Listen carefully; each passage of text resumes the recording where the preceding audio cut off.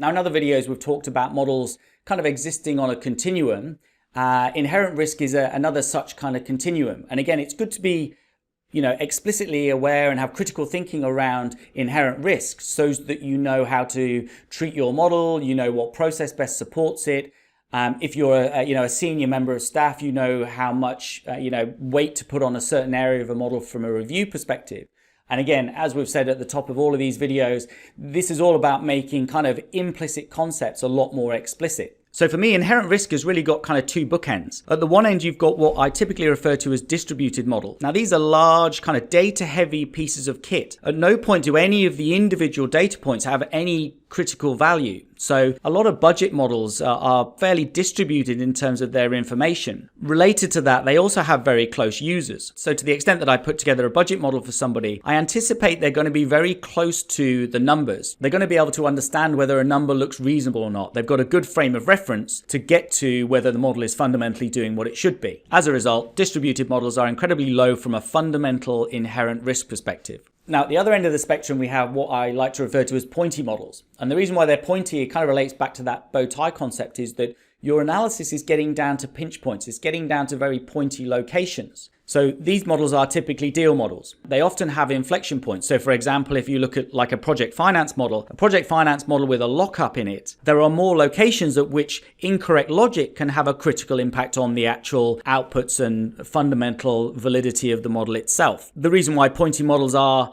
that much more risky is that a lot of the time, these inflection points, they're not as easy for people to test against a mental model. They don't have numbers that reflect what should notionally be a coverage ratio or some sort of valuation point. From that perspective, unlike the budget models where people are very close to all of the numbers and none of the numbers are material, pointy models are exactly the opposite. People have less frame of reference to appraise the numbers, and the numbers have more inflection points. They tend to be a lot sharper from a flow perspective, and therefore that just really ratchets up and almost doubles down on the inherent risk. Now, inherent risk really starts to play into the process of a model. So to the extent that somebody comes and says, I would like to get my budget model put through a model audit, I always talk people out of it. It just doesn't make sense for you to have to put a model of that structure and risk category through a model audit. People are close to the numbers. None of the numbers are particularly material. The chance of critical risk coming out of a budget model is minimal.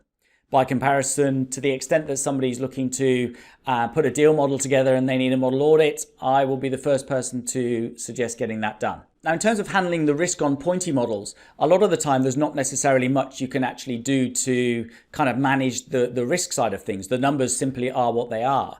One concept it's good to get your head around, and this tends to be a little bit more lower level from a model construction perspective, is the concept of reconciliation squares. Now, what a reconciliation square is trying to do is to say, well, if I'm going across and down to get to a data point, can I go the other way to actually validate that data point, rationalize it, reconstruct it, or get myself comfortable that the data point that I'm getting to makes sense? There's no risk, I haven't made a mistake.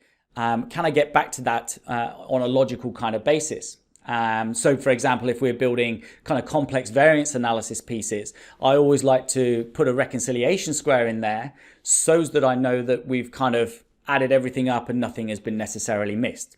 So there are ways in which you can kind of manage that pointy model risk, but ultimately the only way to truly kind of handle out that pointy model risk is with a model audit.